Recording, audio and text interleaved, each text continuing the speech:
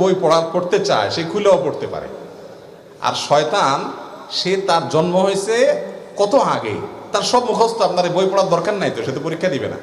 এগুলো অযথা কথা। আমার মনে হচ্ছে এটাও কোনো মুরব্বীরা বানাইছেন এই জন্য যে পোলাপান বই খোলা রেখে দৌড় দেয় এদিকে সেদিকে, বাতাসে মোরগে এটাতে সেটাতে, গ্রামে গঞ্জে অসুবিধা হয়, ছিঁড়ে যায় পাতা পুতা, পোলাপানে ছিঁড়ে ফেলা, এই জন্য যাতে বন্ধ করে থুয়ে যায়, দায়িত্বশীল ভাবে গোছায় থুয়ে যায়, এই জন্য একটা হাদিস মিথ্যা বানাই দিছে আর কি, যেটা হলে শয়তান পড়ে।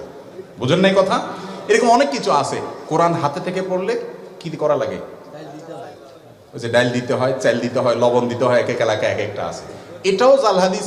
কোন মুরব্বীরা হয়তো বানাইছেন এই চিন্তায় যে কোরআন বেটা ধরবা তুমি সিরিয়াসনেসের সাথে ধরবা, কেরম করে ধরছো, কেমন ধরছো, তোমার হাত থেকে পড়ে গেছে, ওরে মানুষ করার জন্য একটা হাদিস বানায় নিছে জাল, যে পড়লে যাতে চাইল ডাইল লবণ দেওয়া লাগে। বাবা তখন চাইল ডাইল লবণ অনেক দাম ছিল, কষ্ট করে জোগাড় করতে হইতো।